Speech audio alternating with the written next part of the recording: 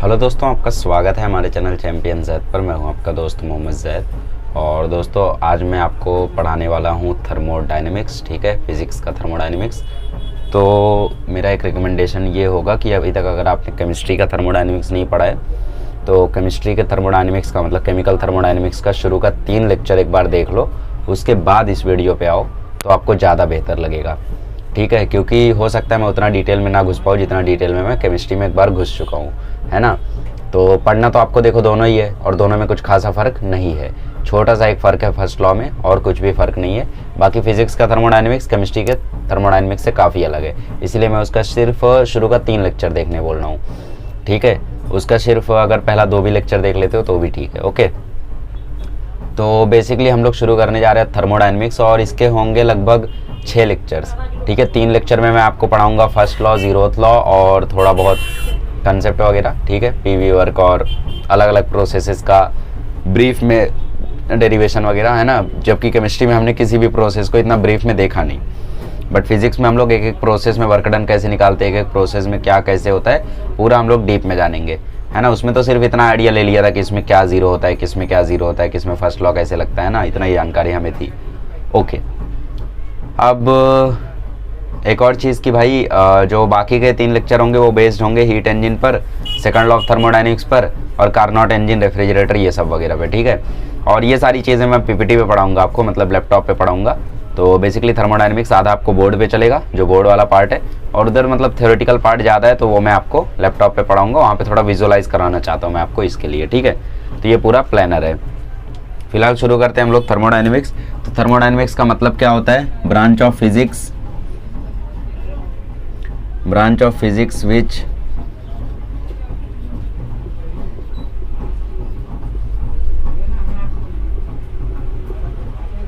with the concept of heat ठीक है, मतलब बेसिकली फिजिक्स की वो ब्रांच जिससे हम लोग हीट वगैरह के बारे में जानते हैं। ठीक है, तो जो बेसिकली इसमें हम लोग क्या जानते हैं, हीट वगैरह का कंसेप्ट हम लोग जानते हैं, है ना। Branch of physics which deals with the concept of heat and temperature and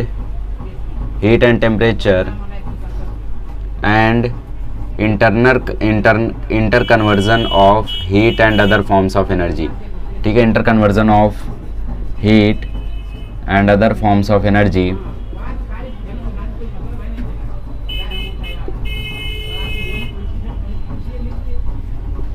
is called thermodynamics.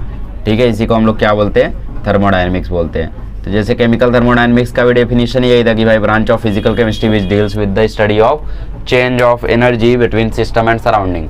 तो वैसे ही कुछ यहाँ पर भी है कि फिजिक्स की वो ब्रांच जिसमें हम लोग क्या कंसेप्ट स्टडी करते हैं, हीट और टेम्परेचर के बारे में, और हीट का इंटर कन्वर्जन कैसे होता है एक फॉर्म से दूसरे फॉर्म में, उसको हम क्या बोलते हैं? थर्मोडायनेमिक्स। तो बेसिकली ये नॉर्मल सी डेफिनेशन है, ये कहीं पर आपको काम आने वाली नहीं है, तो इसको आप लोग लिख लो। इसके बाद हम लोग थर्मोडायनेमिक्स शुरू करते हैं। चलिए, अभी हम लोग जानते हैं about definition of thermal equilibrium. ठीक है, थर्मल इक्विलिब्रियम क्या होता है? थर्मल इक्विलिब्रियम कहता है कि when two objects are at same temperature, ठीक है, same temperature, then they are said to be in thermal equilibrium। ठीक है, मतलब बेसिकली 2 ऑब्जेक्ट कोई भी रख दो आप, ठीक है, और उन 2 ऑब्जेक्ट्स का जो टेम्परेचर है वो सेम हो जाए। ठीक है, तो उस केस में हम उन दोनों ऑब्जेक्ट्स को क्या बोलेंगे? उन दोनों ऑब्जेक्ट्स को बोलेंगे कि भाई ये थर्मल इक्विलिब्रियम में है। ठीक है, मान लो हमारे पास कोई 3 ऑब्जेक्ट हैं, object A, object B, object C. ठीक है, अगेन मेरे पास यही 3 ऑब्जेक्ट्स हैं, object A, object B, object C. ठीक है, अगेन मेरे पास यही 3 ऑब्जेक्ट हैं, object A, object B, object C. ठीक है, अब मैं आपसे एक क्वेश्चन पूछता हूँ, मुझे एक बात बताओ, अगर जो ए है वो बी के साथ थर्मल इक्विलिब्रियम में है, ठीक है, मतलब ए और बी का टेम्परेचर सेम है।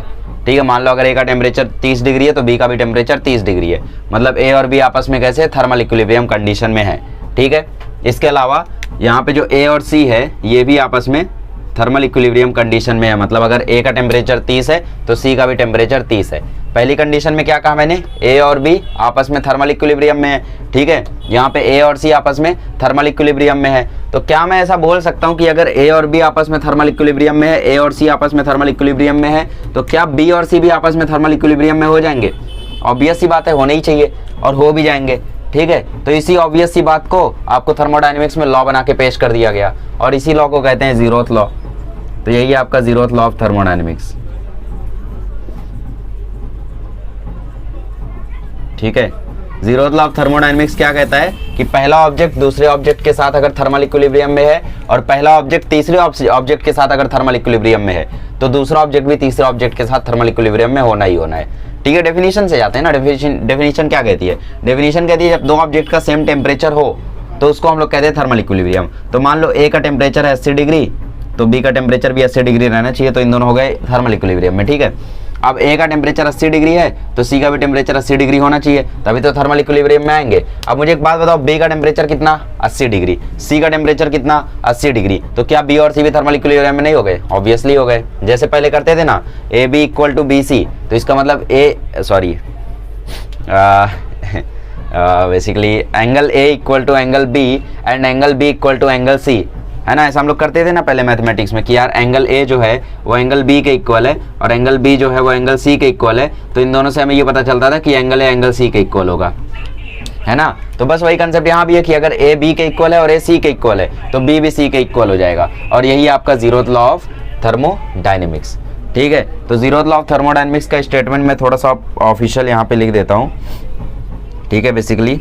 और जीरोथ लॉ ऑफ थर्मोडायनेमिक्स इसे हम क्या कहते हैं?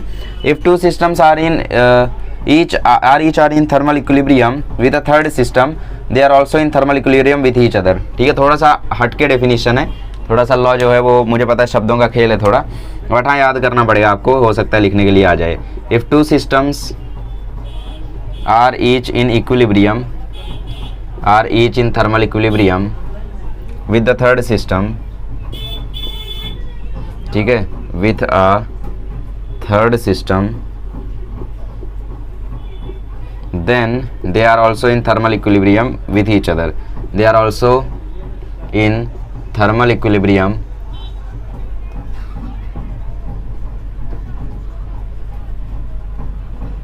with each other। मतलब बेसिकली अगर दो सिस्टम है वो एक तीसरे सिस्टम से थर्मल इक्विलिब्रियम में है, कौन कौन है वो दो सिस्टम? बी और सी। बी और सी क्या है? ए से थर्मल इक्विलिब्रियम में है, तो ये हो गए दो सिस्टम जो ए से थर्मल इक्विलिब्रियम में है, तो इसका मतलब ये दोनों सिस्टम आपस में भी थर्मल इक्विलिब्रियम में होंगे। तो बेसिकली डेफिनेशन लिखने का तरीका अलग है, ठीक है। अभी थोड़ा सा ये फैक्ट है कि भाई मुझे पता नहीं ये कितना सच है, ऐसा कहा जाता है, मतलब अब मुझे क्लियरली नहीं पता है, लेकिन इसका नाम जीरोथ लॉ इसीलिए पड़ा, सेकंड लॉ इसीलिए नहीं पड़ा क्योंकि ये फर्स्ट लॉ के बाद डिस्कवर हुआ था, ठीक है। और डिस्कवर होने के बाद जो फिजिसिस्ट थे, बाकी लोग थे, उन्होंने ऐसा माना कि यार ये जो लॉ है ये थोड़ा बेसिक लॉ है, ठीक है, तो इसको फर्स्ट लॉ से पहले रखना पड़ेगा। तो या तो फर्स्ट को आप सेकंड लॉ बना दो, बट पेपर वगैरह पब्लिश हो गया था, सब कुछ हो चुका था, तो उन्होंने क्या किया, इसको जीरोथ लॉ बना दिया ठीक है। तो इसकी वजह से इसका नाम जीरोथ लॉ पड़ गया, इसके बाद फर्स्ट लॉ, इसके बाद सेकंड लॉ, फिर ठीक है। केमिस्ट्री में आपने सेकंड लॉ ऑफ थर्मोडायनेमिक्स पढ़ा है ना। जीरोथ लॉ उसमें नहीं है, जीरोथ लॉ यहाँ पे है क्योंकि वहाँ पे थर्मल इक्विलिब्रियम वगैरह की उतनी चर्चा नहीं हुई है, ठीक है। तो जीरोथ लॉ समझ में आ गया, थर्मल इक्विलिब्रियम समझ में आ गया। चलो आगे बढ़ते हैं। आइए अभी जानते हैं थर्मोडायनेमिक सिस्टम के बारे में, ठीक है, थर्मोडायनेमिक सिस्टम के बारे में कि थर्मोडायनेमिक सिस्टम काम कैसे करता है, ठीक है। थर्मोडायनेमिक सिस्टम में बेसिकली तीन चीज़ें आती हैं, बेसिकली आप थर्मोडायनेमिक्स ही बोल सकते हो, ठीक है। इसमें तीन चीज़ें आती हैं। सबसे पहला आता है सिस्टम, ठीक है, थर्मोडायनेमिक सिस्टम, समझ रहे हो, मतलब बेसिकली थर्मोडायनेमिक सिस्टम एक हेडिंग है, और वो जो सिस्टम है मतलब बेसिकली वो पर्टिकुलर जो चीज़ है वो बनी है तीन चीज़ों से, जिसमें एक चीज़ सिस्टम खुद है, ठीक है। तो बेसिकली थर्मोडायनेमिक सिस्टम खुद सिस्टम से ही बना है, ठीक है। खैर छोड़ो, मैं आपको समझाता हूँ अभी सिस्टम, सराउंडिंग और बाउंड्री क्या होती है। सिस्टम, सराउंडिंग और बाउंड्री, ठीक है। ये चीज़ें हमने वैसे केमिस्ट्री में देख लिया है, बट फिर भी रिपीट कर लेते हैं, अच्छा लगता है। वैसे बाउंड्री का यहाँ पे आप लोगों को मैंने टाइप्स भी बताया था उसमें, लेकिन इसमें ज़रूरत नहीं क्योंकि फिजिक्स में ऐसा कुछ है नहीं, है ना। वैसे तो केमिस्ट्री में भी नहीं था, लेकिन ठीक है बता दिया। बेसिकली मैं बाउंड्री की स्पेलिंग देख रहा था, अब ये होता है यार, बाउंड्री की स्पेलिंग देख रहा था मैं। तो बाउंड्री, तो सिस्टम, सराउंडिंग एंड बाउंड्री क्या है ये तीनों चीज़ें। मान लो मेरे पास एक पानी का बॉटल है, मेरे पास एक पानी का बॉटल है, ठीक है, नॉर्मल बॉटल है, और वो बॉटल फुल्ली भरा हुआ है, पानी से फुल्ली भरा हुआ है, ठीक है। जैसे मान लो यहाँ पे मैं उस बॉटल को अगर मैं ड्रॉ करूँ अपनी इमेजिनेशन से,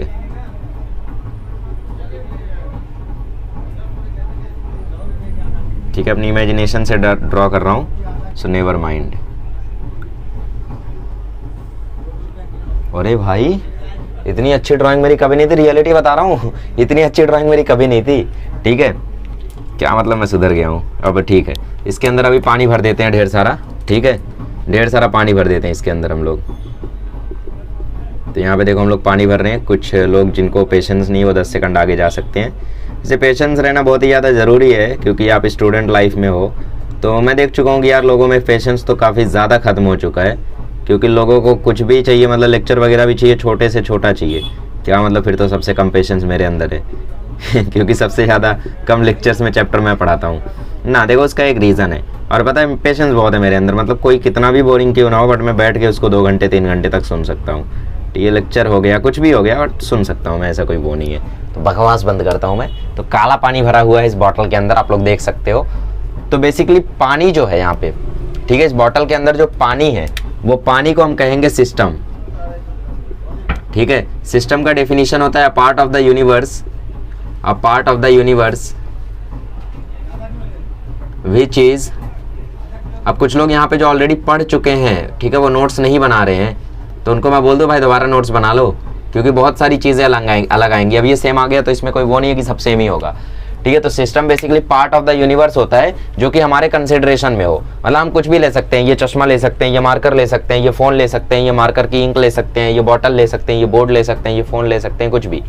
लेकिन यूनिवर्स का कोई एक पार्ट जो हमारी कंसिडरेशन के अंदर हो, उसे हम बोलते हैं सिस्टम। तो अभी के लिए सिस्टम क्या मान लिया हमने, पानी, ठीक है। तो सराउंडिंग क्या होती है, सराउंडिंग क्या होती है, except system, except system, system को छोड़ दो, ठीक है, सिस्टम को छोड़ दो, बाकी सब सराउंडिंग है। Everything is surrounding, except system, everything is surrounding, ठीक है।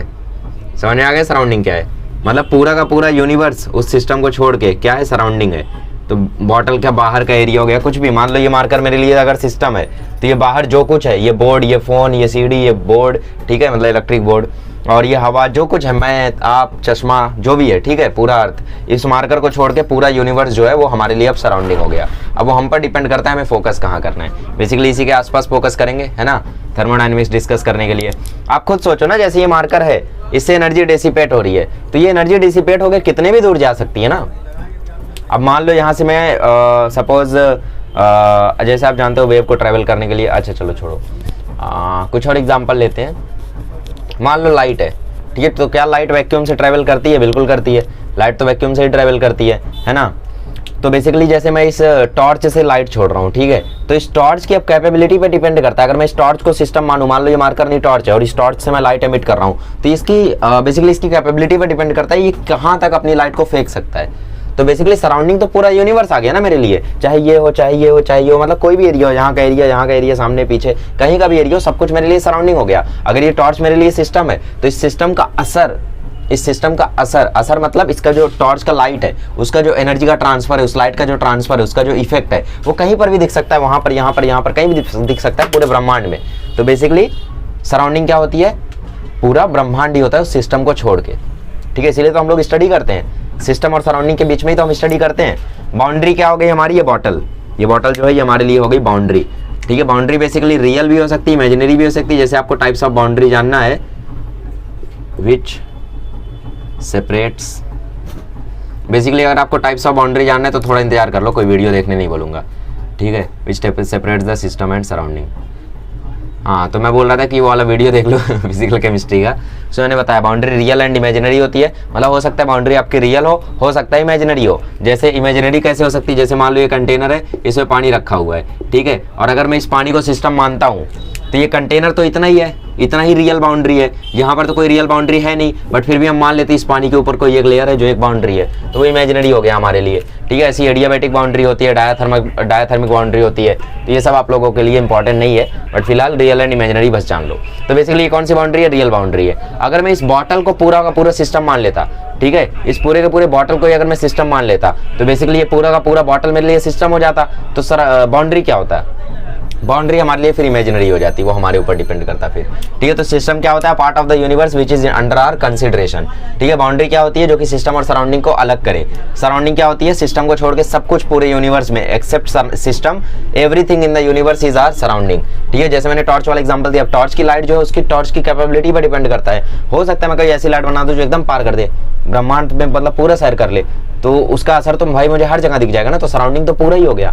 ऐसा थोड़ी है कि भाई अगर कुछ भी मैं यूज कर रहा हूँ तो उसका इफेक्ट यहीं तक होगा, एनर्जी ट्रांसफर यहीं तक होगा, जरूरी थोड़ी है ऐसा कुछ, है ना। तो बेसिकली ये हो गई थोड़ी छोटी छोटी डेफिनेशंस। अब देखो आगे बढ़ते हैं और देखते हैं types of system. Types of system basically 3 type के सिस्टम होते हैं, मैंने आपको केमिस्ट्री में भी बताया था, ठीक है। पहला होता है open system,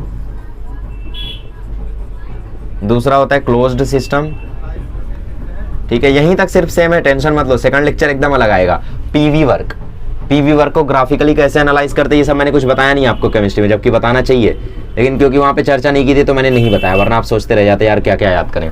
isolated system, basically देखो एक सिस्टम से सराउंडिंग में 2 चीजें फ्लो कर सकती हैं, हीट या तो मैटर, ठीक है। हीट क्या, एनर्जी, मतलब जैसे रेडिएशन एमिट हो रही है, मतलब मेरे अंदर से गर्मी निकल रही है, मेरे अंदर से ठंडक निकल रही है, कुछ भी हो सकता है, पंखे से, एसी से ठंडी हवा निकल रही है ना, एसी से क्या हो रहा है, ठंडी हवा निकल रही है, ठंड निकल रही है, तो बेसिकली वो भी एक हीट है।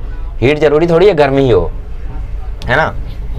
और दूसरा क्या, मैटर, मतलब बेसिकली जैसे मैं सिस्टम में कुछ चीज़ें डाल रहा हूँ, कुछ गैसेस डाल रहा हूँ, ठीक, मेरे पास ये बॉटल है, इस बॉटल के अंदर मैं समझ लो क्लोरोफॉर्म गैस डाल रहा हूँ, इथिलीन गैस डाल रहा हूँ, कुछ भी डाल सकता हूँ, मेरी मर्जी है ना। तो बेसिकली सिस्टम से सराउंडिंग में 2 चीज़ें फ्लो कर सकती हैं, एक तो मैटर, एक तो गैस। तो उन्हीं के बेसिस पे 3 टाइप के सिस्टम है हमारे पास। ओपन सिस्टम में गैस और matter, gas and matter exchange is allowed, ठीक है। मतलब गैस और मैटर एक्सचेंज उसमें कर सकते हैं, या बेसिकली आप ट्रांसफर लिखो, gas and matter transfer is allowed, मतलब बेसिकली ओपन सिस्टम में गैस भी जा सकती है, गैस नहीं लिख सकते हम लोग, I am sorry, heat, gas actually मैं कब से बोल रहा था ना मैटर के नाम पे। तो बेसिकली हीट और मैटर हम लोग दोनों का ट्रांसफर कर सकते हैं ओपन सिस्टम में, इसलिए इसको हम ओपन सिस्टम बोलते हैं, मतलब ओपन है, खुला है, उसमें आप हीट भी डाल सकते हो, उसमें आप मैटर भी डाल सकते हो, उससे आप मैटर भी निकाल सकते हो, उससे आप हीट भी निकाल सकते हो, तो वो ओपन सिस्टम है। क्लोज्ड सिस्टम में only heat transfer is allowed, ठीक है। क्लोज्ड सिस्टम में क्या, only heat transfer is allowed, ठीक है। आइसोलेटेड सिस्टम में क्या, नथिंग, आइसोलेटेड सिस्टम में क्या, nothing, no heat no matter, मतलब ना तो इसमें आप हीट ट्रांसफर कर सकते हो ना ही आप मैटर ट्रांसफर कर सकते हो। तो आप मुझसे पूछोगे अरे यार क्लोज्ड सिस्टम का एग्जांपल तो चलो हमारे पास है, क्लोज्ड सिस्टम में मान लो एक ग्लास हो गया जिसको हमने ढक दिया है स्टील प्लेट से, तो अब उस ग्लास से एनर्जी आ सकती है, जैसे उस ग्लास के अंदर मैंने गर्म चाय रखी थी, तो उस चाय से एनर्जी तो एमिट हो सकती है, हीट तो एमिट हो सकती है, लेकिन मैटर एमिट नहीं हो सकता, मैटर हम लोग बाहर नहीं निकाल सकते। ओपन सिस्टम का एग्जांपल मान लो पानी, ठीक है, बकेट में रखा हुआ पानी, तो उस पानी के अंदर मैं गैस डाल सकता हूँ, उस पानी के अंदर कुछ भी डाल सकते हैं, या कोई एक मेम्ब्रेन में रखा हुआ पानी, अगर मेम्ब्रेन में पानी रखा हुआ है या फिर एक कागज में पानी स्टोर कर रखा है तो उस कागज से पानी बाहर निकलेगा ही, ठीक है। समझ लो किसी पॉलीथीन में पानी रख दिया तो वो क्लोज्ड सिस्टम का एग्जांपल हो जाएगा, ठीक है। बट आइसोलेटेड सिस्टम का एग्जांपल नहीं समझ में आया, ऐसी कौन सी चीज़ है जो हीट को भी ट्रांसफर रोक देगी और मैटर का भी ट्रांसफर रोक देगी। ये आइसोलेटेड सिस्टम का एक बहुत ही तगड़ा एग्जाम्पल है, आइसोलेटेड सिस्टम का एक बहुत ही तगड़ा एग्जाम्पल है यूनिवर्स, ठीक है। ये ब्रह्मांड, जीना यहाँ मरना यहाँ, इसके सिवा जाना कहाँ, पानी यहाँ बादल यहाँ, प्रॉब्लम यहाँ सॉल्यूशन यहाँ, स्वर्ग ही यहीं नर्क भी यहाँ, है ना। तो बेसिकली स्वर्ग ही नहीं नर्क है यहाँ।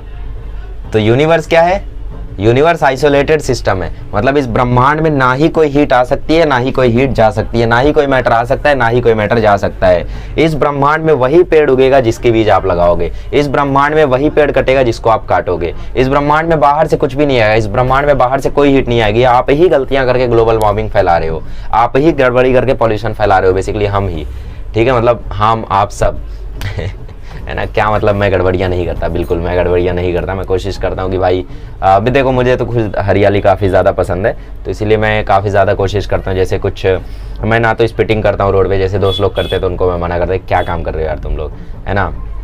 और बाकी कचरा करना हो गया तो भाई डस्टबिन ढूंढता रहता हूँ भाई। अक्सर तुम मेरा जेब देखोगे ना ट्रैवल करते टाइम, तो मेरे जेब में रैपर्स रहेंगे हमेशा, क्योंकि ट्रैवल करते टाइम दिखता नहीं यार कहाँ है डस्टबिन, है ना। तो बेसिकली ऐसा हमें रहना चाहिए। अब छोड़ कहाँ चले गए हम लोग। तो बेसिकली आइसोलेटेड सिस्टम का एग्जाम्पल हमारा यूनिवर्स है। इस यूनिवर्स को आप जरा सोचो, क्या इस ब्रह्मांड में कहीं से भी कुछ बाहर से आ रहा है, ठीक है। थोड़ी देर के लिए दिव्य शक्तियों को हाइड कर दो, उधर कर दो, ठीक है। तो थोड़ी देर के लिए सोचो कोई बाहर से आ रहा है क्या, कोई हीट आ रही है, कोई मैटर आ रहा है, कुछ हो रहा है क्या, ना।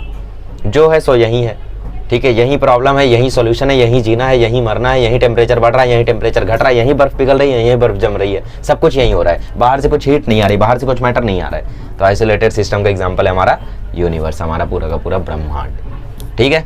ओके, अर्थ में भी एस्ट्रॉइड आ सकता है, लेकिन वो एस्ट्रॉइड भी तो यूनिवर्स में ही है अर्थ में भी एस्ट्रॉइड आ सकता है। बेसिकली अर्थ क्या है, हमारी पृथ्वी है, यूनिवर्स मतलब उसमें सब आ गया, ठीक है, जुपिटर, सैटर्न, सारे एस्ट्रॉइड्स, पूरा स्पेस, मिल्की वेज, गैलेक्सीज, जो भी है सब कुछ आ गया, ठीक है।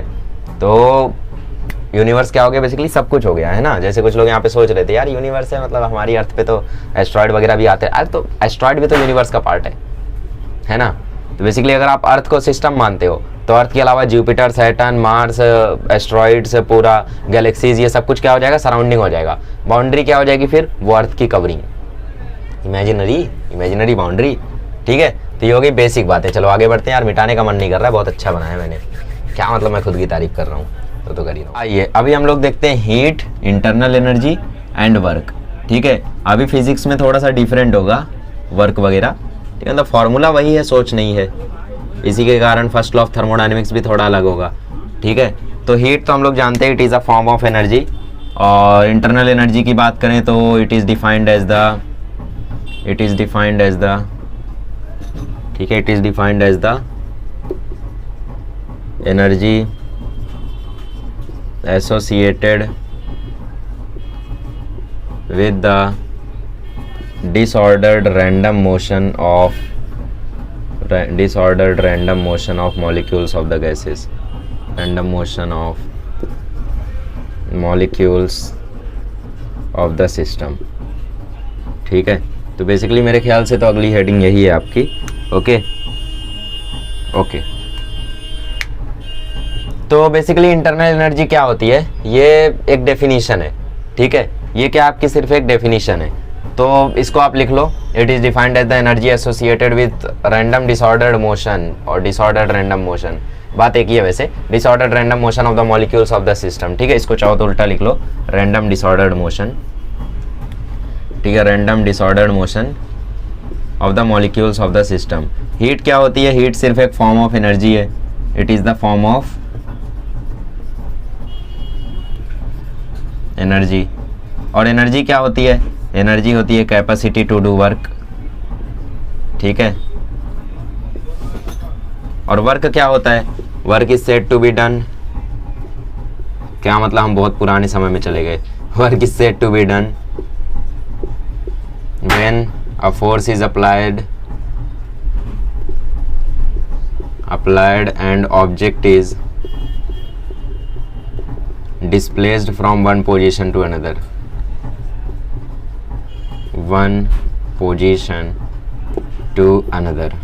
ठीक है, ओके। तो बेसिकली हमने हीट, इंटरनल एनर्जी और वर्क का डेफिनेशन लिख लिया। तो देखो इसमें जब हम लोग डिस्कशन करेंगे, ठीक है, हीट को हम लोग रिप्रेजेंट करते हैं Q से, इंटरनल एनर्जी को हम रिप्रेजेंट करते हैं U से, और वर्क को हम रिप्रेजेंट करते हैं W से, ठीक है। ये हो गया रिप्रेजेंटेशन। तो ओके, तो हीट क्या है, हीट एक फॉर्म ऑफ एनर्जी है। एनर्जी क्या होता है, कैपेसिटी टू डू वर्क। और वर्क क्या होता है, छोड़ दो ये डेफिनेशन फिलहाल, क्योंकि ये सब तो आएगा नहीं, बेसिक डेफिनेशन आपके लिए इंपॉर्टेंट यही है। इंटरनल एनर्जी को थोड़ा सा हम समझने की कोशिश करते हैं होता क्या है, ठीक है। मान लो मेरे पास कुछ गैसेज हैं, एक सिस्टम है, उस सिस्टम में कंटेनर के अंदर कुछ गैसेज मेरे पास रखी हुई हैं, ठीक है। अब ये जो गैसेज हैं, ठीक है, ये जो गैसेज हैं इनके बीच में एक तो भैया फोर्स ऑफ अट्रैक्शन होगा, ग्रेविटेशनल वाला, ग्रेविटेशनल फोर्स ऑफ अट्रैक्शन होगा, ठीक है। एक तो इन गैसेज के बीच में नॉर्मल फोर्स ऑफ अट्रैक्शन रहता ही है, ठीक है। और इन गैसेस के अंदर कुछ ना कुछ काइनेटिक एनर्जी होगी, इन गैसेस के अंदर कुछ ना कुछ पोटेंशियल एनर्जी होगी, ये भी होगा, ठीक है। और इन गैसेस के अंदर अगर ये गैसियस आयंस है तो इनके अंदर फिर इलेक्ट्रोस्टैटिक एनर्जी भी होगी, ठीक है। फिर इलेक्ट्रॉन स्पिन मोमेंट वाली एनर्जी भी होती है, एक इलेक्ट्रॉन स्पिन जो करता है, ठीक है, उसकी भी एक एनर्जी होती है, वो एनर्जी भी होगी इनके अंदर।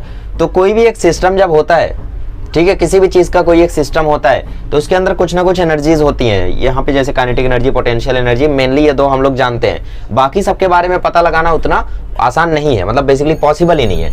तो बेसिकली एब्सोल्यूट वैल्यू निकालना पॉसिबल नहीं है इंटरनल एनर्जी की, ठीक है, क्योंकि इंटरनल एनर्जी बहुत सारी एनर्जी से जुड़ के बना हुआ है। जैसे अभी मैं हूं, ठीक है, आप मेरी एनर्जी नहीं बता सकते, आपको एक रेफरेंस लेना पड़ेगा और उस रेफरेंस के बेसिस पे आप मेरी एनर्जी बता सकते हो। ठीक है, जैसे एग्जांपल मैंने केमिस्ट्री में भी दिया था, बट मैं सब कुछ रिपीट कर दे रहा हूँ ताकि आपको ज़्यादा कुछ, अगर आप डायरेक्टली फिजिक्स देख रहे हो तो भी आपको समझ में आए। जैसे एग्जांपल भी रिपीट कर देता हूँ, हम लोग जैसे अपनी हाइट मेजर करते हैं, तो आप जैसे बोलो मेरी हाइट 150 सेंटीमीटर है या फिर 5 फुट है, ठीक है, मान लो मेरी हाइट 5 फुट है, तो आपने ये 5 फुट कैसे बताया? आपने माना कि ज़मीन पर या फिर मेरे टो पर जो रेफरेंस पोजीशन है वो है 0 फुट, ठीक है, टो पर आपने 0 माना, उसके बाद आपने मेरे सर तक ले गए और यहाँ पे बताया भाई आपकी हाइट 5 फीट है ना। तो आपने बेसिकली एक रेफरेंस पोजीशन मानी और उस रेफरेंस पोजीशन को मानकर आपने मेरी हाइट को बताया। तो वैसे ही हम लोग क्या करते हैं, किसी भी चीज़ को दुनिया में मेजर करने के लिए एक रेफरेंस पोजीशन मानते हैं। जैसे पोटेंशियल एनर्जी है, तो पोटेंशियल एनर्जी को हम लोग इन्फिनिटी पे मानते हैं 0, और उसके बाद फिर हम अर्थ पे पोटेंशियल एनर्जी कैलकुलेट करते हैं तो वो GMM/R, mgh ये सब आता है ना। बेसिकली हम लोग अर्थ पे पोटेंशियल एनर्जी 0 मानते हैं। जैसे मैं आपको बोलूँ इस मार्कर की पोटेंशियल एनर्जी क्या है, अगर ये हाइट h पर है और इसका मास m है तो आप बोलोगे इसकी पोटेंशियल एनर्जी है mgh। गलत है, क्यों? क्योंकि रेफरेंस पोजीशन आपने माना इन्फिनिटी को, जहां पे 0 है तो इसकी पोटेंशियल एनर्जी mgh है। आपको बोलना चाहिए change in potential energy mgh है, पोटेंशियल एनर्जी mgh नहीं है, इसकी change in potential energy mgh है। अभी किसी को नहीं पता है कि भाई इन्फिनिटी पे पोटेंशियल एनर्जी कितनी होती है, क्या पता 0 ना होती हो, जरूरी थोड़ी है ऐसा, है ना। तो बेसिकली हम एक रेफरेंस पोजीशन को डिफाइन करते हैं और उसके बेसिस पे चीज़ों को मेजर करते हैं। तो वैसे ही जो इंटरनल एनर्जी है इसकी एब्सोल्यूट वैल्यू मेजर करना पॉसिबल नहीं है, ठीक है। It is very difficult to calculate absolute, it is very difficult to calculate absolute value of internal energy, ठीक है। इंटरनल एनर्जी की बेसिकली एब्सोल्यूट वैल्यू हम लोग नहीं कैलकुलेट कर सकते, बेसिकली यू की वैल्यू हम लोग डिफाइन नहीं कर सकते कि भाई इतनी है या इतनी है या इतनी है, ठीक है। जैसे मैं आपके सामने खड़ा हूँ और मेरे बगल में कोई एक दुबला पतला सा लड़का है, क्या मतलब वो मैं ही हो सकता हूँ। अब मान लो मेरे बगल में कोई हट्टा कट्टा लड़का है, अब मैं आपसे पूछूंगा भाई कमजोर कौन है, तो तुम बोलोगे मैं। क्यों? क्योंकि तुम्हारी आंखों ने देखा कि भाई वो ज्यादा ताकतवर है तो ये कमजोर हुआ। अब मेरे बगल में कोई 3 फुट का बच्चा है, ठीक है, यहाँ पर है, ठीक है, ऐसा कोई बच्चा है, तो अभी आपसे पूछूं मैं भाई कमजोर कौन है, क्या मतलब फिर भी मैं ही होऊंगा। अब मान लो वो में से भी पतला है, ठीक है, वो सॉलिड बॉडी करके आता है ना शॉर्ट्स में, मान लो वो बंदा है, तो मैं बोलूँगा कमजोर कौन है, क्या मतलब मेरी भी सॉलिड बॉडी है, ठीक है, तो आप बोलोगे वो बंदा। क्यों? क्योंकि आपने देखा कि भाई हाँ मेरी हालात उससे अच्छे हैं। तो बेसिकली एक रेफरेंस पोजीशन को लेके हम बोलते हैं कि हाँ यार ये चीज़ बढ़िया है ना। एक रेफरेंस पोजीशन हम डिफाइन करते हैं। जैसे आपने पानी पूरी खाई अपने घर पे, मम्मी ने बनाई, ठीक है, अब क्या क्या क्या मतलब घर पे कल बनने वाला है चलो छोड़ो, मैं क्रिंज जोक्स मारना बंद करता हूँ, आज वैसे ज़्यादा ही जोक्स मार रहा हूँ। तो मान लो मैंने घर पे पानी पूरी खाई और पानी पूरी मुझे काफ़ी ज़्यादा टेस्टी लगी, तो मैं जब बाहर खाने जाऊँगा, ठीक है, अब बाहर मैंने किसी प्रोफेशनल दुकान पे खा लिया, तो बोलूँगा यार पानी पूरी बिल्कुल अच्छी नहीं है। क्यों अच्छी नहीं है? क्योंकि मैंने इससे अच्छी खा रखी है, मैं उसके रेफरेंस पे चीज़ को देख रहा हूँ। तो बेसिकली दुनिया में कोई भी चीज़ हो, बहुत सारे एग्जांपल्स इसके हैं, मेरे पास बहुत आ रहे हैं, लेकिन मैं बोलूँगा नहीं वरना लंबा हो जाएगा वीडियो, है ना। तो बेसिकली हम लोग एक रेफरेंस लेते हैं और उससे चीज़ों को डिफाइन करते हैं। तो वैसे इसमें हम क्या करते हैं, पार्टिकल की जो इंटरनल एनर्जी होती है वो तो होती है, ठीक है, वो तो हम लोग मेजर कर नहीं सकते अब कितनी है, लेकिन हम उसका चेंज निकाल सकते हैं। कैसे? मान लो पहले जो इंटरनल एनर्जी रही होगी हम लोग उसको 0 मान लेंगे, पहले जो भी रहा होगा, पहले ये मार्कर ऐसे रखा हुआ था, इसकी 0 थी एनर्जी, अब मैंने इसको यूं ऊपर उठाया, तो h हाइट ऊपर उठाया मास m के मार्कर को, तो इसकी कुछ कुछ पोटेंशियल एनर्जी बढ़ी और उसी को मैं मेजर कर देता हूं। तो बेसिकली हम लोग चेंज को डिफाइन कर सकते हैं, लेकिन हम लोग एब्सोल्यूट वैल्यू को डिफाइन नहीं कर सकते। क्यों? कैसे कर सकते हैं? अरे यार तुम्हें अभी तक समझ में नहीं आया, 0 क्यों मान लोगे तुम एनर्जी को? चलो ठीक है, मान लो इसकी पहले जो पोटेंशियल एनर्जी थी वो थी x, कोई एक मॉलिक्यूल है, कोई एक सिस्टम है जिसकी पहले इंटरनल एनर्जी कितनी थी x, ठीक है। अभी तुमने इसमें क्या किया, 20 जूल बढ़ा दिया, इंटरनल एनर्जी तुमने देखा कि भैया 20 जूल बढ़ गई है, तो क्या तुम चेंज निकाल सकते हो? डेल्टा यू जब निकालोगे तो वो क्या आएगा, फाइनल, ये क्या है यू फाइनल, ये क्या है यू इनिशियल। पहले जो इंटरनल एनर्जी थी उसको मैंने x मान लिया क्योंकि मुझे पता नहीं है, तो चेंज इन इंटरनल एनर्जी कैसे आएगा, uf माइनस यू आई, मतलब x plus 20 minus x cut के आ गया ना 20। तो बेसिकली एब्सोल्यूट वैल्यू 0 मान लो या x मान लो या कुछ भी मान लो, लेकिन चेंज तो निकाल ही सकते हो तुम आराम से, अगर तुम्हें पता है कि 20 जूल बढ़ाया गया है ना। जैसे तुम्हें पता है कि मेरी हाइट अगर 150 सेंटीमीटर है और 2 साल बाद मैं 160 सेंटीमीटर का हुआ और मैंने तुमसे चेंज पूछा, तो तुम 10 सेंटीमीटर बता दोगे, ठीक है, क्योंकि पिछले बार जब मेजर किया था तो 150 था। वैसे ही जब मेजर किया इंटरनल एनर्जी इनिशियल, तो हमें पता तो चला नहीं कितनी है, x मान लिया। अब पता है कि भैया 20 बढ़ा है, कितना था वो नहीं पता है, पर बढ़ा कितना है 20, तो हमसे पूछा भी तो नहीं जा रहा है कि कितना था, हमसे तो पूछा जा रहा है चेंज कितना हुआ, तो चेंज तो पता है भैया 20 बढ़ा है तो 20 का चेंज आया है। तो it is very difficult to calculate absolute value of internal energy, hence we define change in internal energy. ठीक है, चेंज इन इंटरनल एनर्जी, तो इसलिए हम लोग क्या डिफाइन करते हैं, डेल्टा यू को। तो यहां से आता है हमारा डेल्टा यू का कंसेप्ट। ठीक है, तो यहाँ से आपको इंटरनल एनर्जी समझ में आ गई होगी। होती क्या है बेसिकली, सारे एनर्जीज का समेशन होता है, जितनी भी एनर्जीज प्रेजेंट होती हैं। वर्क क्या होता है, वर्क तो आप जानती हो क्या होता है ना। हीट क्या होती है, हीट फॉर्म ऑफ एनर्जी है जो हम लोग एक ऑब्जेक्ट को देते हैं उससे लेते हैं। ठीक है, ओके, अभी हम लोग आगे बढ़ते हैं और इंटरनल एनर्जी को थोड़ा सा और डिटेल में जानने की कोशिश करते हैं। चलिए, तो अभी हम लोग थोड़ा सा और जानते हैं डेल्टा यू के बारे में। उससे पहले हम लोग थोड़ा सा क्यू के बारे में जानते हैं। मान लो ये आपका सिस्टम है, ठीक है, इस सिस्टम में आप क्या कर रहे हो, इस सिस्टम में आप क्यू हीट दे रहे हो। ठीक है, तो जब भी आप लोग हीट देते हो, ठीक है, Q when heat is given to the system, जब भी सिस्टम को हीट दी जाती है तो वो पॉजिटिव में लिया जाता है। ठीक है, when heat is released by the system, अगर हीट रिलीज होती है तो वो नेगेटिव ली जाती है। ये आप लोग केमिस्ट्री में भी जानते होंगे, है ना। जैसे इसको हीट दे रहे हो तो ये पॉजिटिव आएगा, और यहाँ से अगर ये क्यू हीट रिलीज कर रहा है तो वो नेगेटिव आएगा। ठीक है, तो वो हम लोग नेगेटिव लेते हैं। तो अगर हीट सिस्टम दे रहा है तो नेगेटिव है, अगर हम सिस्टम को हीट दे रहे हैं तो वो पॉजिटिव है। ठीक है, समझ में आ गया साइन कन्वेंशन क्यू का। क्यू का साइन कन्वेंशन क्या, अगर हम लोग सिस्टम को हीट दे रहे हैं तो वो पॉजिटिव है, अगर हम लोग सिस्टम से हीट ले रहे हैं या सिस्टम हीट हमें दे रहा है तो वो नेगेटिव है।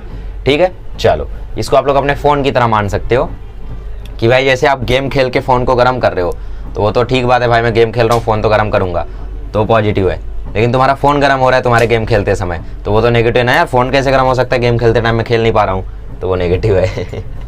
क्या मतलब, बहुत घटिया एग्जाम्पल था। फिलहाल अगर आप हीट देते हो सिस्टम को तो वो पॉजिटिव लेते हैं, और अगर आप सिस्टम से हीट लेते हो या फिर सिस्टम आपको हीट देता है या सिस्टम हीट रिलीज करता है, मेनली एक्सोथर्मिक होता है प्रोसेस, तो उसको हम नेगेटिव हीट कंसीडर करते हैं। ओके, यहाँ पे हीट दिया जा रहा है, यहाँ पे हीट लिया जा रहा है। ओके, अच्छा, अब मुझे एक बात बताओ, जो इंटरनल एनर्जी है वो कैसे कैसे चेंज हो सकती है। जो आपका डेल्टा यू है, ठीक है, डेल्टा यू कैसे कैसे चेंज हो सकता है। सबसे पहले मुझे एक बात बताओ, अगर मैं सिस्टम को हीट दूंगा तो हीट क्या है, फॉर्म ऑफ एनर्जी है। तो अगर मैं सिस्टम को हीट दे रहा हूं तो क्या उस सिस्टम की एनर्जी बढ़ेगी, बढ़ेगी। क्यों, क्योंकि अगर मैं सिस्टम को हीट दे रहा हूं, मान लो हमारे पास कुछ गैसेस हैं, ठीक है, गैसेस को जब मैं हीट दूंगा तो उनका रैंडम मोशन बढ़ेगा, रैंडम मोशन बढ़ेगा तो उनकी वेलोसिटी बढ़ेगी, वेलोसिटी बढ़ेगी तो उनकी काइनेटिक एनर्जी बढ़ेगी। ठीक है, तो बेसिकली जब भी हम लोग सिस्टम में हीट देते हैं तो इंटरनल एनर्जी इंक्रीज होती है, तो डेल्टा यू बराबर क्यू।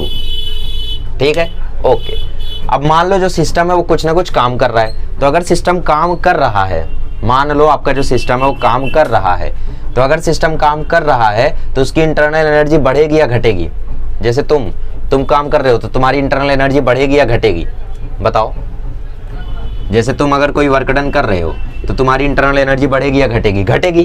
क्यों, क्योंकि तुम काम कर रहे हो ना भाई। जैसे मैं पढ़ा रहा हूँ, मैं खा पी के मस्त अभी 7 बजे खा पी के 7:30 तक आराम करके वापस आ गया पढ़ाने, ठीक है। अब मैं एनर्जी लेके आया खा पी के, लेकिन मैं पढ़ाते पढ़ाते अभी 10 बजेंगे तो एकदम डाउन हो जाऊंगा। तो बेसिकली मैं जब पढ़ा रहा हूँ तो मेरी इंटरनल एनर्जी घट रही है, मतलब मेरी एनर्जी घट रही है। तो जब भी सिस्टम कोई काम करता है तो इंटरनल एनर्जी घटती है ना। तो बेसिकली एनर्जी जब घट रही है, इंटरनल एनर्जी जब घट रही है तो उसका चेंज पॉजिटिव आएगा या नेगेटिव आएगा, सोच के जवाब देना जरा, ठीक है। वाइल डूइंग वर्क, ठीक है, या फिर when work is done by the system internal energy decreases. तो मुझे एक बात बताओ, डेल्टा यू नेगेटिव आएगा या पॉजिटिव आएगा? ऑब्वियसली नेगेटिव आएगा। क्यों? क्योंकि अगर पहले एनर्जी मेरी 20 किलो जूल थी तो अब 2 किलो जूल बची होगी। पहले 20 थी, अब 2 है। इनिशियल 20 थी, फाइनल 2 है, तो चेंज कितना आएगा? 2 - 20 -18। तो मतलब इंटरनल एनर्जी नेगेटिव आएगी। तो जब भी एक सिस्टम काम करता है तो उसकी इंटरनल एनर्जी घटती है, तो वर्क डन वहां पे माइनस आता है, तो माइनस डेल्टा यू।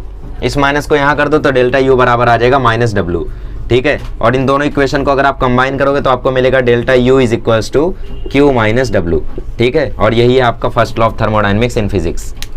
दोनों अलग है, ध्यान से देखना, दोनों अलग है, लेकिन दोनों से आंसर सेम आएगा। ये आपका फर्स्ट लॉ ऑफ थर्मोडायनेमिक्स दोनों अलग है, मतलब केमिस्ट्री का फर्स्ट लॉ ऑफ थर्मोडायनेमिक्स और फिजिक्स का फर्स्ट लॉ ऑफ थर्मोडायनेमिक्स अलग है। वहाँ पे डेल्टा यू बराबर क्यू प्लस डब्ल्यू होता है, यहाँ पे डेल्टा यू बराबर क्यू माइनस डब्ल्यू होता है। ठीक है, ऐसा क्यों? क्योंकि फिजिक्स में हम लोग जब सिस्टम काम करता है तो उसे डब्ल्यू पॉजिटिव लेते हैं, और जब सिस्टम पे काम होता है तब हम उसे नेगेटिव ले लेते हैं। केमिस्ट्री में ऐसा नहीं करते थे हम लोग केमिस्ट्री में नेगेटिव ही लेते थे, है ना। और इसी के साथ यहाँ पे वर्क डन का formula integral P D V आता है। केमिस्ट्री में माइनस पी डी वी आता था, मतलब minus P external into delta we आता था, लेकिन यहाँ पे plus P external into delta we आएगा। ठीक है, वर्क डन, क्योंकि फिजिक्स में जब हम लोग वर्क डन डिफाइन करते हैं, ठीक है, तो यहाँ पे हम लोग सच में फिजिक्स के ही तरीके से सोचते हैं। जैसे pressure equal to force upon area वाला कंसेप्ट लगा के जो हमने किया था, तो उसमें केमिस्ट्री में कैसा हम लोग थोड़ा वैसा नहीं किए थे। ठीक है, डायरेक्शन वगैरह उतना नहीं देखे थे, लेकिन फिजिक्स में जब हम लोग करते हैं तो प्रॉपर करते हैं, तो यहाँ पे हम लोग उसको प्लस पी डी वी ही लेते हैं। तो आंसर सेम आएगा। क्यों सेम आएगा? क्योंकि अगर यहाँ पे सिस्टम ने काम किया है तो वर्क डन पॉजिटिव ही रहेगा, तो डब्ल्यू क्या हो जाएगा? पॉजिटिव। मुझे थोड़ा सा 5 मिनट दो, ठीक है, मैं आपको समझाना चाहता हूँ कि केमिस्ट्री का जो फर्स्ट लॉ ऑफ थर्मोडायनेमिक्स और जो फिजिक्स का फर्स्ट लॉ ऑफ थर्मोडायनेमिक्स है वो सेम क्यों है। ठीक है, डेल्टा यू बराबर क्यू प्लस डब्ल्यू उनका है। ठीक है, अब देखो ध्यान से सुनो, वर्क डन अगर सिस्टम काम करेगा, ठीक है, अगर सिस्टम काम करेगा, work is done by the system physics में, तो वो हम लेते हैं पॉजिटिव, और अगर work is done on the system तो वो हम लेते हैं नेगेटिव। ठीक है, work is done by the system तो हम फिजिक्स में लेते हैं positive, work is done on the system तो हम फिजिक्स में लेते हैं नेगेटिव। केमिस्ट्री में उल्टा होता है, केमिस्ट्री में अगर वर्क सिस्टम कर दे, वर्क बाय सिस्टम, तो उसे हम ले लेते हैं नेगेटिव, और यहीं पर खेल पलट जाता है। जैसे मान लो वर्क हुआ 20 जूल का, वर्क हुआ 20 जूल का, ठीक है, वर्क सिस्टम ने किया 20 जूल का किया, तो बताओ इक्वेशन क्या लिखूंगा मैं फिजिक्स के हिसाब से? डेल्टा यू बराबर क्यू माइनस 20। क्यों? क्योंकि डब्ल्यू तो मैं पॉजिटिव ही लूंगा, तो फॉर्मूला क्या है? Q minus W. डब्ल्यू मैंने पॉजिटिव ले लिया क्योंकि सिस्टम ने काम कितने का किया? 20 का। लेकिन केमिस्ट्री के हिसाब से सिस्टम ने काम किया तो नेगेटिव है, तो डेल्टा यू बराबर क्यू प्लस, लेकिन सिस्टम ने काम किया है तो वर्क डन क्या आएगा? माइनस 20। तो ये सिंप्लीफाई होके क्यू माइनस 20 आ जाएगा। तो ध्यान से देखो तो दोनों सेम है। ठीक है, फर्क नहीं है, फर्स्ट लॉ ऑफ थर्मोडायनेमिक्स अलग नहीं है, बेसिकली वर्क डन का साइन कन्वेंशन अलग है। ठीक है, तो ज्यादा मत सोचो, फिलहाल आप इतना याद कर लो कि फिजिक्स में अगर सिस्टम पे काम हुआ है तो उसे हम नेगेटिव लेते हैं, और अगर सिस्टम ने काम किया है तो उसे हम पॉजिटिव लेते हैं। ऐसा क्यों? क्योंकि केमिस्ट्री में हम सोचते हैं with the perspective of surrounding.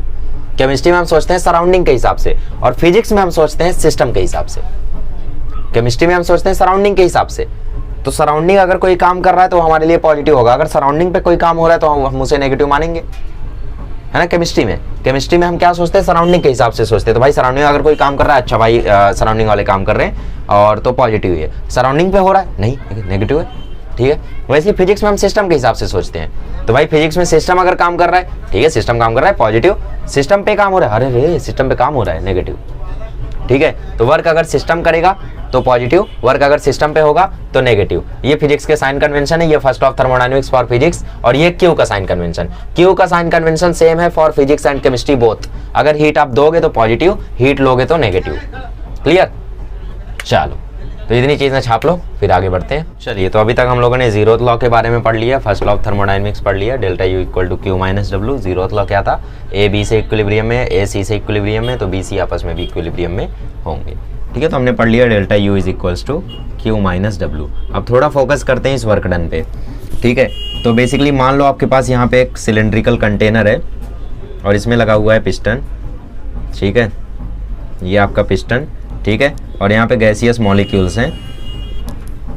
तो बेसिकली होगा क्या कि ये गैसियस मॉलिक्यूल एक्सपांड होना चाहेंगे, तो बेसिकली एक फोर्स लगाएंगे, है ना, ये एक फोर्स लगाएंगे पिस्टन पर, और इस पिस्टन का मान लो जो डिस्प्लेसमेंट हो रहा है वो dx का डिस्प्लेसमेंट हो रहा है। ठीक है, इस पिस्टन का जो डिस्प्लेसमेंट हो रहा है वो dx का हो रहा है, और मान लो इस सिलेंडर का जो बेस एरिया या कव्ड नहीं बेस एरिया बोल दो, इसका जो बेस एरिया है वो a है। ठीक है, तो हम जानते हैं कि वर्क डन क्या होता है? वर्क डन होता है फोर्स इंटू डिस्प्लेसमेंट, तो हमने बोल दिया भैया एफ डी एक्स। ठीक है, वर्क क्या होता है? Force into displacement. ठीक है, और क्योंकि ये छोटी सी डिस्प्लेसमेंट हुई है तो छोटा सा वर्क डन होगा, तो हमने बोल दिया डी डब्ल्यू। ठीक है, so D W is equals to F D X, ऐसा हमने बोल दिया। अब हम जानते हैं कि प्रेशर इज इक्वल्स टू होता है फोर्स अपॉन एरिया, ठीक है। तो फोर्स इज इक्वल्स टू क्या हो जाएगा, pressure into area. So therefore D W is equals to, इस फोर्स की जगह मैं प्रेशर इंटू एरिया डाल दूं तो ये हो जाएगा पी इंटू ए इंटू डी एक्स। ठीक है। तो जरा मुझे एक बात बताओ कि यहाँ पे फोर्स किस डायरेक्शन में लग रहा है, इस डायरेक्शन में, और डिस्प्लेसमेंट किस डायरेक्शन में हो रहा है, इसी डायरेक्शन में। फोर्स इसी डायरेक्शन में, डिस्प्लेसमेंट इसी डायरेक्शन में, प्रेशर इसी डायरेक्शन में, इसीलिए हम लोग लेते हैं इसे पॉजिटिव। इसीलिए एक्सपांडिंग के दौरान वर्क डन अगर सिस्टम कर रहा है तो उसे हम लेते हैं पॉजिटिव। केमिस्ट्री में आपको याद होगा कि हमने एक्सटर्नल प्रेशर यहाँ से लगाया था तो अपोजिट डायरेक्शन लिया था बेसिकली हमने, इसलिए नेगेटिव लगाया था। लेकिन यहाँ पे ऐसा नहीं है ना। अब आप जानते हो एरिया इंटू छोटा सा डिस्प्लेसमेंट हो जाएगा छोटा सा वॉल्यूम, तो D W is equals to हो जाएगा पी डी वी। तो वर्क डन जो है वो आएगा इंटीग्रेशन ऑफ डी डब्ल्यू, मतलब वो आएगा integration of P D V. ठीक है, कहाँ से कहाँ तक, वी इनिशियल से वी फाइनल तक।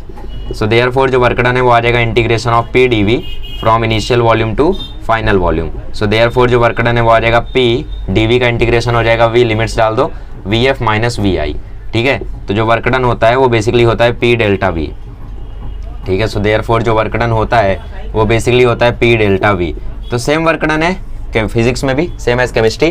फर्क ये है कि वहाँ पे माइनस पी डेल्टा वी होता था, यहाँ पे प्लस पी डेल्टा वी होता है, और उसका रीजन आपको समझ में आ रहा है क्योंकि सिस्टम फोर्स लगा रहा है और हम सिस्टम के हिसाब से सोच रहे हैं, फोर्स के डायरेक्शन में ही डिस्प्लेसमेंट भी हो रहा है। अब मान लो आप फोर्स यहाँ लगा रहा है सिस्टम, ठीक है, सिस्टम फोर्स यहाँ लगा रहा है, बट वहाँ से कंप्रेशन हो जाए, सराउंडिंग का कुछ आके कंप्रेस कर दे तो डिस्प्लेसमेंट अपोजिट डायरेक्शन में हो जाएगी, तो वहाँ पे तो वर्क डन नेगेटिव होना है। तो इसका मतलब अगर सिस्टम पे काम हो रहा है, ये देखो अगर पिस्टन इसको कंप्रेस करेगा तो बेसिकली सिस्टम पे काम हो रहा है। सिस्टम क्या, हमारी गैस, तो सिस्टम पे काम अगर हो रहा है तो बेसिकली ये कंप्रेस हो रहा है, तो इसका मतलब वो नेगेटिव आएगा क्योंकि फोर्स ऐसे है, डिस्प्लेसमेंट ऐसे है, 180 डिग्री का एंगल बन रहा है ना, तो नेगेटिव तो आना है। लेकिन अगर फोर्स भी वैसे ही और डिस्प्लेसमेंट भी वैसे ही है तो बेसिकली पॉजिटिव आना है। ठीक है। और आप जरा इससे भी फील ले सकते हो, अगर एक्सपांशन हो रहा है मतलब गैस एक्सपांड हो रही है तो क्या होगा, फाइनल वॉल्यूम इनिशियल वॉल्यूम से ज्यादा आएगा। गैस एक्सपांड हो रही है तो फाइनल वॉल्यूम इनिशियल वॉल्यूम से ज्यादा आएगा, तो बड़ी वैल्यू में से छोटी वैल्यू घटाएगा तो आंसर पॉजिटिव ही आएगा। तो इसका मतलब गैस जब एक्सपांड होती है, ठीक है, मतलब एक्सपांशन जब होता है, एक्सपांशन बोल दो, या when system does the work by system, ठीक है, तो उस केस में जो वर्क है वो क्या आता है, पॉजिटिव होता है। ठीक है। फाइनल वॉल्यूम इनिशियल वॉल्यूम से ज्यादा होगा ही। अब मान लो ये गैस कंप्रेस हो रही है तो फाइनल वॉल्यूम इनिशियल वॉल्यूम से कम होगा। पहले अगर 100 लीटर थी वॉल्यूम, अभी 10 लीटर होगी या 90 लीटर होगी, तो चेंज क्या आएगा, नेगेटिव आएगा, 90 माइनस 100 या 10 माइनस 100, माइनस में ही वैल्यू आ रही है। मतलब जब कंप्रेशन होता है, ठीक है, जब कंप्रेशन होता है या फिर work done on the system होता है तो बेसिकली उस केस में जो वर्क डन है वो क्या आता है, नेगेटिव आता है। ठीक है। तो बेसिकली आपको यहाँ से क्या उठा कर ले जाना है, आपको यहाँ से फॉर्मूला उठा कर ले जाना है, W is equals to integral P D V. अब जब हम लोग अलग अलग प्रोसेसेस के बारे में डिस्कस करेंगे तो वो NRT ln V1 by V2 ये सारे फॉर्मूले आएंगे, लेकिन फिलहाल के लिए इतना इनफ है। ठीक है। और कुछ आपको इसके बारे में जानने की जरूरत नहीं है, इतना ही है शुरू के लिए। ठीक है। चलिए अभी हम लोग थोड़ा सा यहाँ पे एग्जाम्पल देकर डेल्टा यू समझाने की कोशिश किया है, तो उन एग्जाम्पल्स को हम लोग उठा लेते हैं। वैसे तो कुछ खास ज़रूरी है नहीं। यहाँ पे बोल रहा है कि भैया वर्क डन हो रहा है 100 जूल का, ठीक है, वर्क डन बेसिकली इस डायरेक्शन में है, और यहाँ से हीट दी जा रही है 200 जूल की। ठीक है। तीनों एग्जाम्पल हम लोग उठा लेते हैं और फिर डिस्कशन करते हैं एक एक के बारे में। यहाँ पे वर्क डन हो रहा है -100 जूल का, ठीक है, और हीट इवॉल्व हो रही है -200 जूल। ठीक है, ओके। और यहाँ पे हीट इवॉल्व हो रही है 200 जूल और वर्क डन भी हो रहा है 200 जूल। ठीक है। थर्ड वाले केस में दोनों इक्वल हैं। यहाँ से वर्क डन हो रहा है 200 का और यहाँ से जो हीट रिलीज़ हो रही है वो भी 200 जूल रिलीज़ हो रही है। ठीक है। ठीक है। तो आइए समझने की कोशिश करते हैं। अब जैसे पहले केस में यहाँ पे क्या होगा, फॉर्मूला क्या है हमारा, फॉर्मूला हमारा delta U is equals to Q minus W. हमेशा इसी फॉर्म में याद करो। कुछ लोग आपको याद कराएंगे Q equal to delta U plus W, नहीं, हमेशा आपको delta U equal to Q plus W किया तो केमिस्ट्री, क्यू माइनस डब्ल्यू किया तो फिजिक्स। ठीक है। मतलब ऐसे याद कर लो कि डब्ल्यू को फिजिक्स नहीं आती है, क्या डब्ल्यू को फिजिक्स नहीं आती है, तो अगर डब्ल्यू को फिजिक्स नहीं आती है तो फिर फिजिक्स वाले केस में वो माइनस हो जाएगा, और डब्ल्यू को फिजिक्स नहीं आती तो केमिस्ट्री तो आनी चाहिए। क्या मतलब डब्ल्यू नल्ला कुछ नहीं आती है, अब एक दोस्त है मेरा डब्ल्यू नाम से, अब ठीक है, तो क्यू माइनस डब्ल्यू आ जाएगा यहाँ पे। ओके। तो फिजिक्स अगर डब्ल्यू को नहीं आती तो यहाँ पे नेगेटिव हो जाएगा वो। ओके। तब यहाँ पे हीट एंडोथर्मिक है, हीट दी जा रही है तो पॉजिटिव आएगा +200, माइनस सिस्टम काम कर रहा है तो वो भी आएगा +100। तो यहाँ पे इंटरनल एनर्जी का जो चेंज है वो 100 जूल आ रहा है। तो बेसिकली इससे वो ये दर्शाना चाहते हैं कि इंटरनल एनर्जी यहाँ पे बढ़ी है। कब, जब हीट ज़्यादा दी जाए और वर्क कम हो। ठीक है, यहाँ से वो क्या दर्शाना चाहते हैं कि हमने हीट ज़्यादा दी सिस्टम को और सिस्टम ने काम कम किया, तो बेसिकली उसका जो इंटरनल एनर्जी का चेंज है वो पॉजिटिव आएगा। ठीक है, बेसिकली आपने हीट ज़्यादा दी, सिस्टम ने काम कम किया, मतलब मैंने एनर्जी ज़्यादा ली, खाना ज़्यादा खाया और आके सिर्फ एक वीडियो बना के चला गया, तो मेरी इंटरनल एनर्जी पॉजिटिव रहेगी। ठीक है, कुछ खास फर्क नहीं पड़ेगा। ओके, यहाँ पे देखते हैं ये क्या, अच्छा ठीक है, दूसरा केस पहले देखते हैं। तो फॉर्मूला हमारा delta U is equal to Q minus W.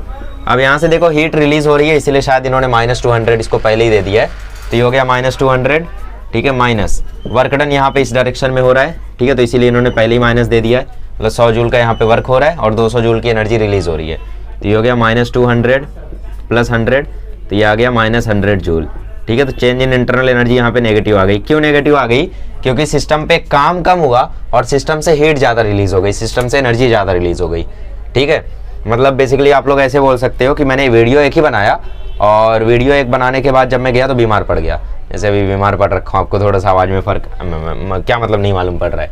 ठीक है, जैसे मैंने वीडियो कम बनाया और ऊपर से बीमार भी पड़ गया, तो मेरी इंटरनल एनर्जी डिक्रीज हो जाएगी, तो यहाँ पे चेंज जो है वो नेगेटिव आ गया। ठीक है, केसेस दिए हैं बस ऐसे ही।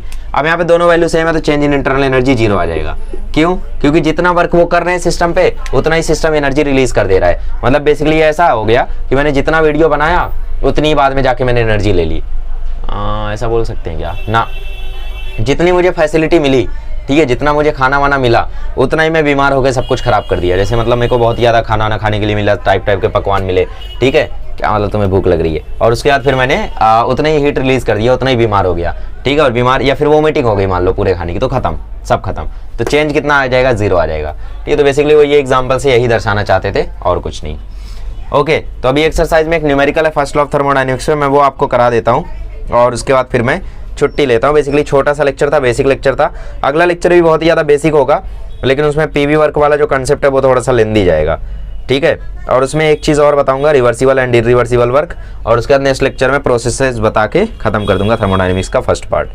ठीक है, तो इसमें देखो पहला क्वेश्चन है, a gas is closed in a container is heated with 10 joule of energy. ठीक है, a gas in a closed container, चलो पहला क्वेश्चन यहाँ पे लिख रहा हूँ मैं, ये क्वेश्चन सब लोग सॉल्व करेंगे और छुट्टी लेंगे। A gas in a closed container is given 10 joule of energy. क्या मतलब हीटेड वीटेड लिखा था, वो सब मैं नहीं लिखता। ठीक है, ओके, लेड इज राइज्ड, ठीक है, lead is raised to 2 metre with 3 newton of force. ठीक है, फाइंड डेल्टा यू। आपके ऑप्शन है 10 - 10 4 - 4। ठीक है, आपके ऑप्शन है 10 - 10 4 - 4। ठीक है, जूल बेसिकली है ना, और क्या। ओके, तो बेसिकली आपका क्वेश्चन क्या है, गैस है उसमें क्लोज्ड कंटेनर में है वो गैस, और उसके बाद उसमें 10 जूल ऑफ एनर्जी दी गई, और उस एनर्जी देने के कारण उस गैस का जो लीड था, ठीक है, उस कंटेनर का जो लीड था, जो ढक्कन था, वो 2 मीटर ऊपर गया with a force of 3 Newton. तो आपको कैलकुलेट करना है डेल्टा यू। तो मेरे हिसाब से सबसे पहले मुझे यहाँ पे वर्क डन निकालना पड़ेगा, तो वर्क डन आएगा यहाँ पे फोर्स इंटू डिस्प्लेसमेंट। फोर्स लगा है 3 न्यूटन का, डिस्प्लेसमेंट हुआ 2 मीटर का, तो ये आ जाएगा 6, है ना। तो वर्क डन आ गया मेरा 6 मीटर। तो delta U is equal to formula होता है Q - W। हीट कितने की दी गई यहाँ पे 10 जूल, और क्योंकि यहाँ पे हीट दी गई है तो हम लोग पॉजिटिव ही लेंगे, तो Q की वैल्यू आएगी +10 माइनस वर्क यहाँ पे लिड ने किया, ढक्कन ने किया है, मतलब बेसिकली वर्क यहाँ पे गैस ने किया है, तो बेसिकली वर्क यहाँ पे सिस्टम ने किया है, तो उसको भी हम लेंगे पॉजिटिव। तो 10 - 6 4 जूल। तो बेसिकली इसका आंसर आएगा ऑप्शन सी। क्या केमिस्ट्री के हिसाब से आंसर कुछ और आता ना, केमिस्ट्री के हिसाब से भी यही आंसर आता। कैसे? देखो, सबसे पहले हीट दी है यहाँ पे 10 जूल, तो उसमें भी +10 जूल लिखते, वर्क डन भी 6 जूल लिखते। उसके बाद फॉर्मूला क्या है, डेल्टा यू बराबर Q + W। ठीक है, ये फॉर्मूला है ना हमारे पास। अब यहाँ पे क्योंकि लीड राइज हो रहा है तो गैस काम कर रहा है, ठीक है, लीड राइज हो रही है तो गैस काम कर रहा है। अब कुछ लोग बोल रहे हैं कि वर्क डन यहाँ पे 6 जूल नहीं -6 जूल आएगा, एक्सटर्नल प्रेशर के अगेंस्ट एक्सपांड हो रहा है क्या वो? हाँ, वर्क डन यहाँ पे -6 जूल कैसे आएगा? बुद्धि लगाओ थोड़ा, यही सोच रहे थे ना तुम। अरे भाई मुझे एक बात बताओ, वहां पे लिखा रहता था एक्सटर्नल प्रेशर के खिलाफ जब लीड एक्सपांड हो रही है, तो यहाँ पे एक्सटर्नल प्रेशर बोला है क्या? नहीं, यहाँ पे बोल रहा है लीड एक्सपांड हो रही है 3 न्यूटन ऑफ फोर्स के साथ। तो बेसिकली जहां पे वो फोर्स लग रही है उसी डायरेक्शन में डिस्प्लेसमेंट भी हो रहा है। फिजिक्स का लॉ तो सेम ही होगा ना यार, देखने का नजरिया अलग था, लेकिन यहाँ पे नजरिया की बात ही नहीं है, क्योंकि यहाँ पे तो फोर्स और डिस्प्लेसमेंट में चर्चा कर रहा है, यहाँ पे थोड़ी सिस्टम सराउंडिंग में खेल रहा है। तो वर्क डन तो इसमें 6 जूल ही आएगा, और क्योंकि यहाँ पे सिस्टम ने काम किया है तो यहाँ पे वर्क डन नेगेटिव आ जाएगा, क्योंकि सिस्टम ने काम किया है। तो आंसर 4 जूल ही आना है, चाहे तुम केमिस्ट्री से निकालो चाहे फिजिक्स से निकालो। फर्क ये पड़ता है कि भाई अब जो भी है छोटा सा चेंज है वही है, ठीक है। तो बेसिकली जिन्होंने केमिस्ट्री का पढ़ रखा है उनको थोड़ा सा मजा आ रहा होगा, और जिन्होंने केमिस्ट्री में नहीं पढ़ रखा है उनको थोड़ा हो सकता है हार्ड लग रहा हो। जो भी है आसान है, वैसे हार्ड वार्ड कुछ लगना नहीं चाहिए उन्हें, ठीक है। फालतू बात मत करना हार्ड लग रहा है ये वो। चलो एक क्वेश्चन मैं देता हूँ, सॉल्व करो, मुंह से बोल रहा हूँ, ठीक है, जल्दी छुट्टी नहीं दूंगा। चलो 48 मिनट हो गया मुझे पता है, लेकिन जल्दी छुट्टी नहीं दूंगा। क्वेश्चन लिखो, a container is work of 10 joule is done on the container and 5 joule of heat is released. Work of 10 joule is done on the container and heat of 5 joule is released. Calculate the change in internal energy. ठीक है, चलो छोटा सा question है, कर लो इसको। Okay चलिए अभी मैं आपको कुछ यूनिट्स बता देता हूँ प्रेशर की, क्योंकि प्रेशर के यूनिट्स में वो खेल देगा आपसे, ठीक है। 1 ATM इज इक्वल्स टू होता है 101.3, बट आप लोग अप्रोक्सीमेशन के लिए 100 जूल ले सकते हो, और 1 ATM इज इक्वल्स टू होता है 1.01, पर छोड़ो इसको आप 1 ले सकते हो, तो इसको आप 10⁵ पास्कल ले सकते हो, ठीक है। 1 बार इज इक्वल्स टू होता है 100 जूल, ठीक है, ये भी आप लोग लिख लो। तो बेसिकली ये 3 यूनिट से कभी भी आपको एटीएम में क्वेश्चन दिया हो बट फाइनल आंसर आपको जूल में निकालना हो तो आप 100 से मल्टीप्लाई कर दो, या क्वेश्चन आपको जूल में दिया है आपको एटीएम में जाना है तो आप 100 से डिवाइड कर दो, ठीक है। और 1 बार इक्वल टू होता है 100 जूल, मेनली आपको ये 2 ही मिलेगा, बट क्योंकि टेक्स्ट बुक के एक सॉल्व एग्जाम्पल में 1 ATM इक्वल टू 10⁵ पास्कल लिया था उसने, ठीक है। बेसिकली ओरिजिनल वैल्यू क्या होती है, 1 ATM इक्वल टू ओरिजिनली होता है 101.3 जूल, ठीक है। तो इसीलिए 1 ATM इक्वल टू 10⁵ पास्कल की जगह वो 1.01 इंटू 10⁵ पास्कल ले लेते हैं, ठीक है। तो ये गलत नहीं है, मैं नहीं बोल रहा हूँ कि ये गलत है, लेकिन हाँ क्वेश्चन सॉल्विंग के लिए हम लोग 100 जूल ले लेते हैं। लेकिन एग्जाम में मेंशन करके अगर आया कि 1 ATM इक्वल टू 101.3 जूल, तो आपको फिर 101.3 जूल लेके ही करना है, और मैं तो बोलता हूँ बोर्ड एग्जाम में यही लेके करना, ठीक है। रिस्क क्यों लेने का, है ना। अगर कुछ ऐसा क्वेश्चन आएगा जहाँ पे उन्हें आपको ये लेके नहीं करना होगा तो मेंशन कर देगा वो, ये तो बोर्ड एग्जाम वगैरह में आप लोग यही लेके कर लेना। ये तो बेसिकली बार में भी थोड़ा सा चेंज वगैरह होता है, लेकिन आप 100 जूल वगैरह लेके कर दोगे तो कोई दिक्कत नहीं है। तो ये थोड़ा सा यूनिट का ध्यान रखना, प्रेशर की यूनिट्स का, ठीक है। और आर वगैरह तो आप जानते ही हो, 8.314 लेना है जब जूल में लेना हो आंसर को, ठीक है। 0.0821 लेना है जब एटीएम में लाना हो, और 2 कैलोरी लेना है जब कैलोरी में करना हो ऑब्वियसली, ठीक है। तो इतनी चीज़ें थी आज के लेक्चर में बेसिक वगैरह। आज का लेक्चर यहीं भी स्टॉप करते हैं, कुछ खास यहाँ पे था नहीं और कुछ खास होगा भी नहीं किसी भी लेक्चर में, क्योंकि thermodynamics is one of the easiest chapter. या मुझे पता नहीं लोगों को भारी क्यों लगता है, क्योंकि ये बहुत ही ज़्यादा आसान चैप्टर और स्कोरिंग चैप्टर है, ठीक है। बहुत ही ज़्यादा स्कोरिंग चैप्टर है आपके सिलेबस का। तो आपको यार अगर थर्मोडायनेमिक्स नहीं हो रहा तो करोगे क्या, ठीक है। रोटेशनल डायनेमिक्स करोगे, ठीक है। मेरी मुस्कुराहट बता रही है कि तुमसे नहीं होगा। अब देखो ऐसा नहीं है, लेकिन हाँ हार्ड है थोड़ा, वो हो जाएगा यार, मेरे से खुद हो गया था। ओके ठीक है, तो जो भी है यहाँ पे, ठीक है। तो इस तरीके से आपको प्रिपेयर करना है। नेक्स्ट लेक्चर में हम सीखेंगे कुछ basic definition, extensive property, intensive property, जो मैं ऑलरेडी बता चुका हूँ, फिर से बता दूंगा। उसके बाद हम देखेंगे पीवी वर्क और रिवर्सिबल इरिवर्सिबल प्रोसेस देखेंगे। उसके बाद जब थर्ड लेक्चर आएगा तो वो सबसे इंपॉर्टेंट लेक्चर होगा, जिसमें हम आइसोथर्मल, ठीक है, isothermal process, adiabatic process, isochoric process, isobaric process, cyclic process, free expansion, quasi static process, ये सारे प्रोसेसेस के बारे में हम लोग ध्यान देंगे। इनके ग्राफ बनाएंगे, इनका डेरिवेशन करेंगे, इनका वर्क डन निकालेंगे, इनका न्यूमेरिकल करेंगे। बहुत है, चलो आज का लेक्चर यहीं पे स्टॉप करते हैं, मिलते हैं अगले लेक्चर में। Thank you so much.